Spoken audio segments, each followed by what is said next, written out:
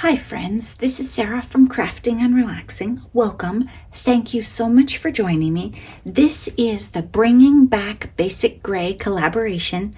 Beth from Bourbon Creek Crafts came up with this wonderful idea for us to dig into our basic gray stash, and Stampin' Cat on Instagram, that's our friend Kathy, she decided to join us too. So I will have a link to Beth's channel and also to Stampin' Cat on Instagram so you can check out what they made. This month I made 2 cards and then I also did a couple of tags. The tags were from a K&N Company and Basic Gray product line that went together, which was interesting. And I was looking at these when I was digging through my bin thinking, I would like these for my bird journal. The paper in them is slick. So not just any ink would work to stamp on it, but you can still glue on them. And then they're meant to be charms. Charms? I don't know. Tags of some sort. They have adhesive on the back. I could probably cover it up if I want or put a little embellishment over it. My guess is a decade ago, maybe even 5 years ago, it would have come off pretty easily. It's pretty sticky, so I might get out my adhesive eraser or maybe just a touch of Goo Gone and see, because it would be fun to let them hang and dangle in the book.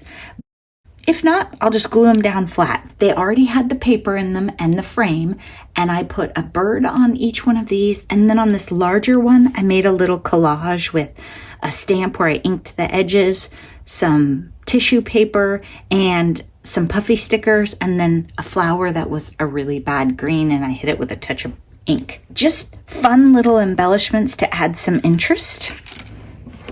And if you have something like this and you don't like the color of the metal, you can change that with alcohol ink. I'm going to leave them. Maybe I'll take a Sharpie or an alcohol marker and hit the very edge just to kind of give it an aged inked look. But I might just do nothing. We'll see. We'll see how they land in my journals. I wanted to use the Archaic pad, which is the one I used last month. I'm still in a fall mood. I'm caught between fall and the holiday stuff. So I thought, okay, I'm going to do one more month of fall. I don't actually have basic gray Christmas paper. So I don't know what I'm going to do next month. We'll see. I just took my scissors and followed the pattern on the paper and put one on each side. I was thinking it would be horizontal, but the dragonfly was just too big and I couldn't make it work. So I went vertical. There is Nuvo Aqua Shimmer Pen, which is a competitive product to Wink of Stella.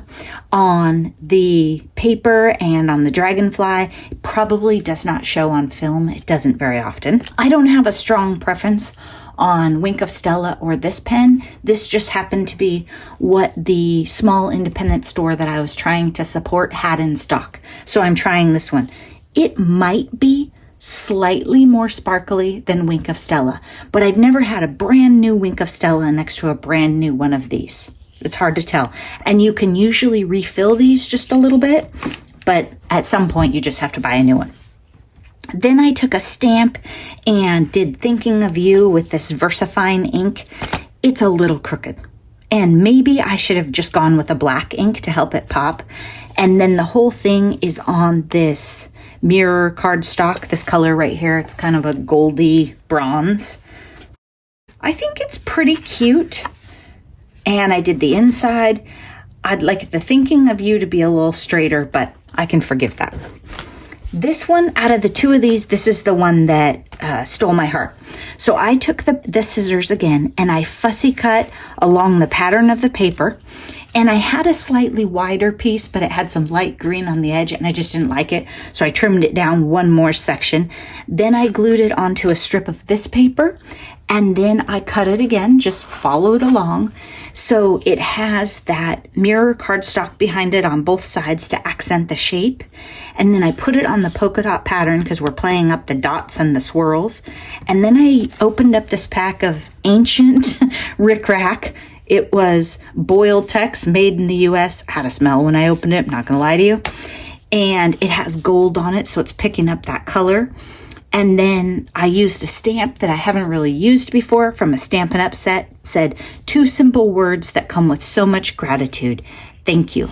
And this was on paper from the pad, so it has that distressed look. And then I just rounded the edges and put it on a piece of the mirror cardstock. Same effect. So I think this layout is a little fun. And I was going to put this straight, but then I thought, well, the whole thing's wavy. It shouldn't be straight.